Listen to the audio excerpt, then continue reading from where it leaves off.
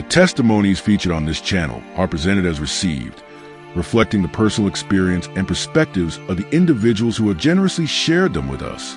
We encourage our viewers to approach these testimonies with compassion and understanding, as these are personal testimonies of people involved. We also encourage you to always refer to the Holy Bible and the teachings of Jesus Christ and his apostles for guidance. You can consider subscribing to the channel to help promote this ministry. Sometimes life feels so sure. You grow up believing what your parents teach you, what your teachers tell you, what your community expects. You don't question it, because why would you? It's the air you breathe. It's home.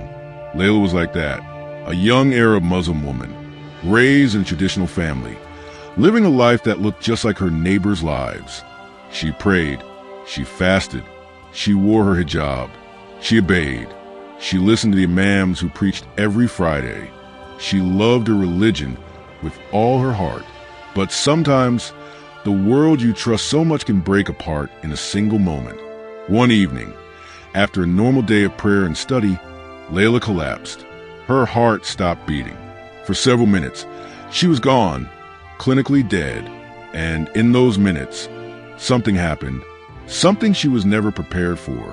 When she came back, she carried a story that shook everyone who heard it. A story not of anger, but of heartbreak. A story about truth hidden under layers of human confusion. About the Quran. About the leaders she trusted. About the painful difference between what is written and what is preached. This is her story, and it's not easy to hear.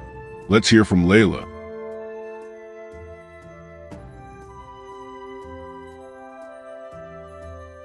I don't even know how to start. I was never the type of girl to doubt. I trusted. I loved Allah. I loved the Quran. I loved everything my parents taught me. I thought I was on the straight path. That night, it was a normal night. I had just finished praying Isha. I was sitting on my bed, reading a few pages from the Quran, like I always did before sleeping. I remember feeling the sudden, sharp pain in my head. It was like 1,000 knives stabbing me at once. My vision blurred. I tried to call for my mother, but my voice wouldn't come out. Everything spun around me. Then, nothing. Blackness. The next thing I remember, I was standing, but not in my room. It was somewhere else. Somewhere dark. Heavy. The air was thick, like breathing smoke. And there was this feeling, like something was horribly wrong. I started walking. I don't know why, it was like my feet were moving on their own. And then I heard voices. Screaming. Crying. But not normal crying, the kind that shakes you to your bones. I saw figures. People. Their faces twisted with terror. Some of them wore the clothes of scholars. Of imams. Men I recognized from television, from the mosques. Famous names. I won't say their names, because I still tremble when I think of them. But I recognized their faces, men we called Sheikh, Ustad, Imam. Men we loved. They were chained. Their mouths sewn shut. Their eyes hollow. I was so confused. Why were they here? These were the holy men. The ones who taught us how to live, how to worship. I started crying, begging Allah to save me. I kept repeating La ilaha illallah over and over, thinking it would protect me. But it was like the words didn't have any power there. Then a voice, I still don't know if it was an angel or something else, spoke to me. It didn't sound angry. It sounded sorrowful. It said, they confused my words. They taught their own desires. I was shaking. I didn't understand. I thought the Quran was perfect. I thought the imams explained it rightly. The voice said again, the book is truth. But they taught confusion. They mixed their traditions with my commands. I asked, I begged, what does this mean? Show me. And then I saw. I was shown verses from the Quran.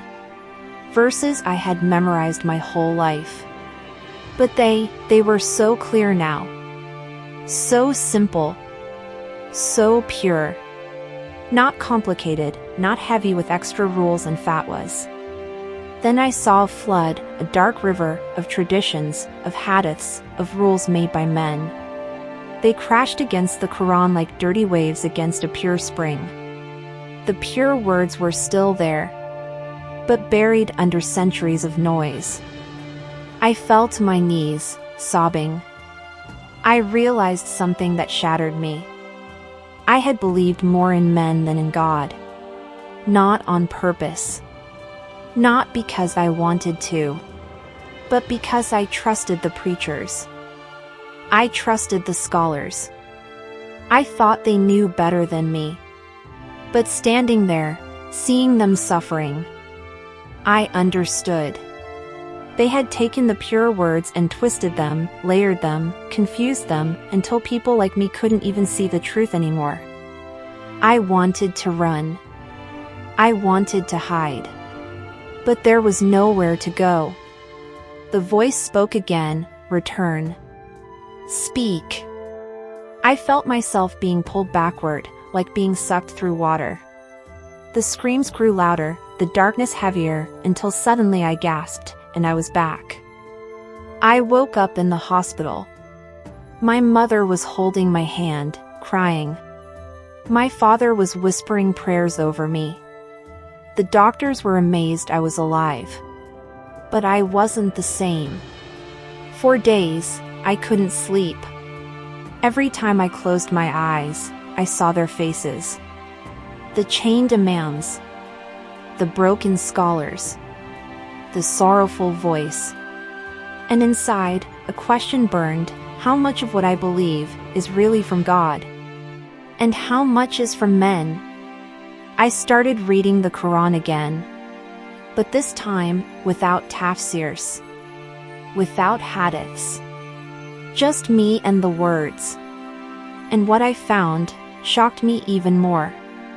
The first days after I came back, it felt like I was living between two worlds. Outside, everything looked the same. The same dusty streets. The call to prayer echoing from the mosque. My mother's soft voice reciting Quran in the kitchen. My father reading the newspaper, sipping his tea. But inside me, everything was different. I tried to ignore it at first. I thought maybe it was just fear talking. Maybe I had imagined it. Maybe it was just a dream. That's what everyone said when I tried to hint at it. Shaitan is playing tricks on you, they told me. You were sick. Your mind was not clear. But deep inside, I knew what I saw. I could never forget. So one night, when everyone was asleep, I picked up the Quran again. But this time, I made a decision: no commentaries, no scholars, no YouTube lectures. Just the Quran. Me and the words. I remember sitting under the small lamp in my room. My hands were trembling. My heart was pounding. I turned to Surah Al-Baqarah, because that's where everything always begins. And for the first time, I read it like a child. Like someone who knew nothing except what was written. And I was shocked. The verses were simple. Clear. Worship God alone. Be just. Help the poor. Don't lie.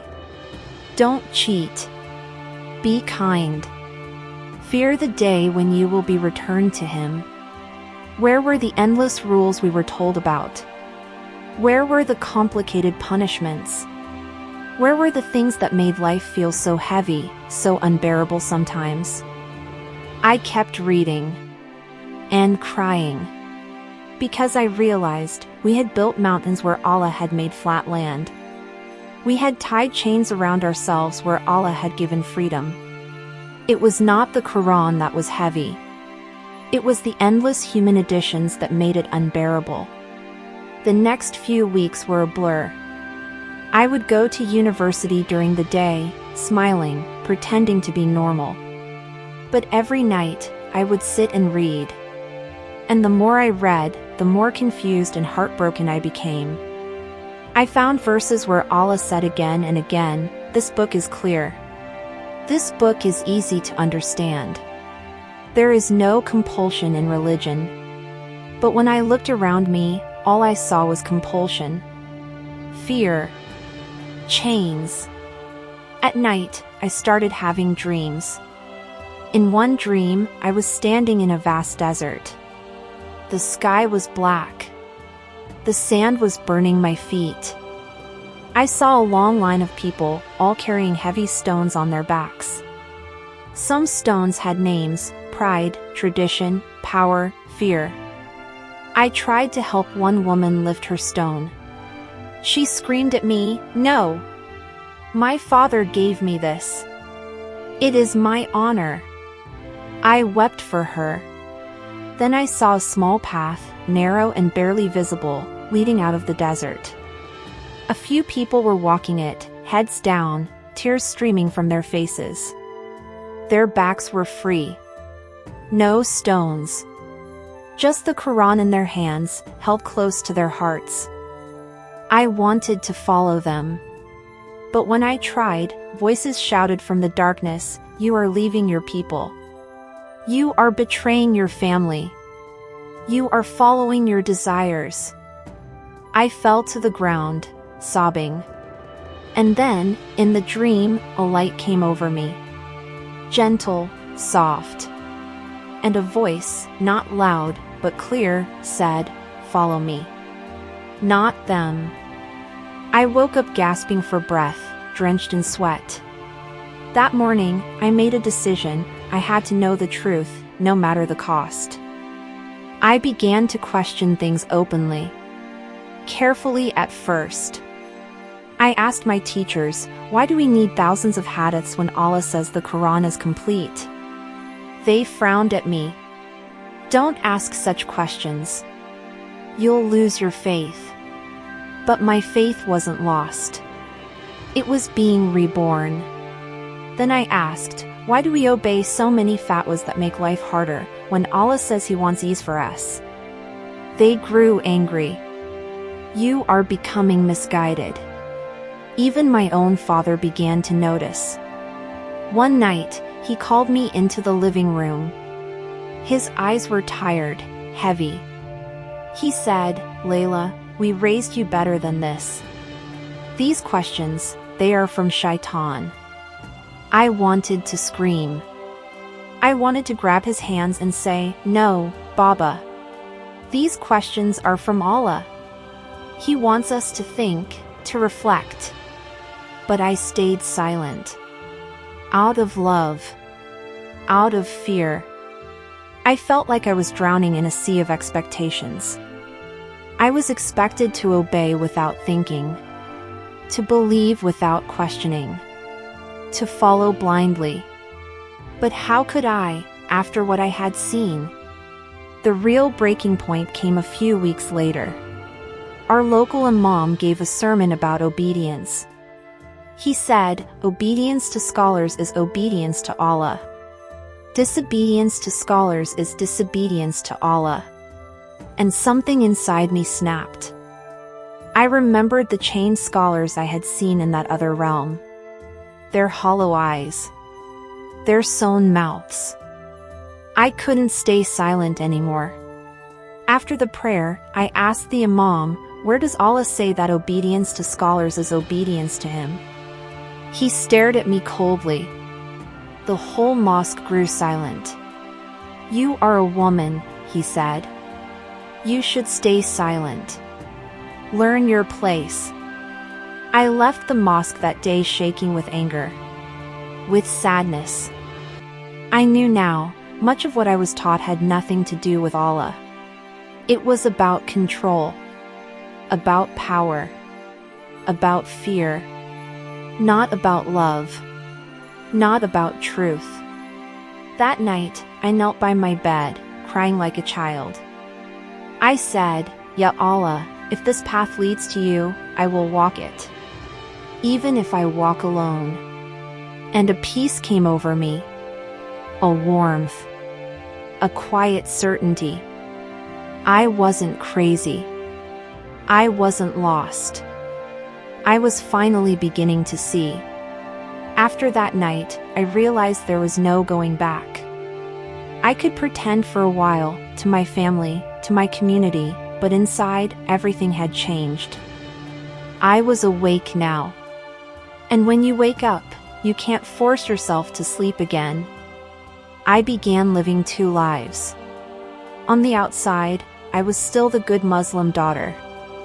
I prayed. I fasted. I wore my hijab. I smiled at the right times. I lowered my gaze. I nodded when the elders spoke. But inside, I was walking a lonely road with just Allah. No scholars. No imams. No traditions to lean on. Only His words. And it was the most beautiful and terrifying thing I have ever experienced.